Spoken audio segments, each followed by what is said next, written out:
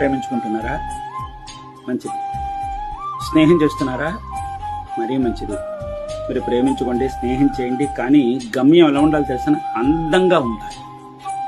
జీవితం బ్రహ్మాండంగా తీర్చిదిద్దబడాలి. అది జీవితం అంటే. స్నేహమైనా ప్రేమైనా సరే. పరాకాష్ట ఏంటి? అందంగా జీవితం ఒడ్డెక్కడం అన్నమాట. అలజడులతో మాత్రం కాదు. అది బాగా గుర్తుపెట్టు. వాళ్ళ దృష్టిలో మీరు చులకనగా మాత్రం మిగిలిపోకండి, నిర్లక్ష్యంగా మాత్రం మిగిలిపోకండి, లోకువైపోకండి, హేళన కాకండి. వాళ్ళ జీవితంలో మీరు ఎలా ఉండాలంటే మీరే ప్రాధాన్యత అన్నట్టుగా ఉండాలి తప్ప మీరు వాళ్ళ దృష్టిలో ఒక పెండింగ్ లిస్టులో ఉన్నట్టుగాను, ఒక ఆప్షనల్ గాను మాత్రం ఉండకూడదు. అలా ఉన్నట్టయితే అది జీవితమే కాదు, అది ప్రేమ కాదు, అది స్నేహం కాదు. తెలిసిందా? వాళ్ళు ఇష్టం వచ్చిన మాట్లాడితే మాట్లాడే, లేకపోతే లేదు. ఒకవేళ మాట్లాడినా ఏదో వీధిలోకి వెళ్ళేటప్పుడు కుక్కలు తిరుగుతూ ఉంటాయి, 2 బిస్కెట్లు వేస్తే ఎందుకైనా పడి ఉంటాయి అన్నట్టుగా మీతో 2 మాటలు మాట్లాడితే పొంగిపోయి పడి ఉంటాడులే అనేటట్టుగా మాత్రం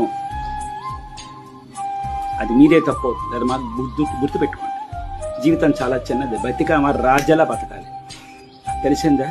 అంతే తప్ప మిమ్మల్ని మనస్తాపం చెందించి, మిమ్మల్ని చిత్రహింసలు పెట్టి, మిమ్మల్ని మానసిక క్షోభకు గురి చేసేటటువంటి అధికారం ఎవ్వరికీ లేదు. అది గుర్తుపెట్టుకోండి. అంతే తప్ప మీరు వాళ్ళ జీవితంలో ఉన్నారంటే హాయిగా ఉండాలి, ప్రశాంతంగా ఉండాలి తప్ప వేదనతో మాత్రం కాదు.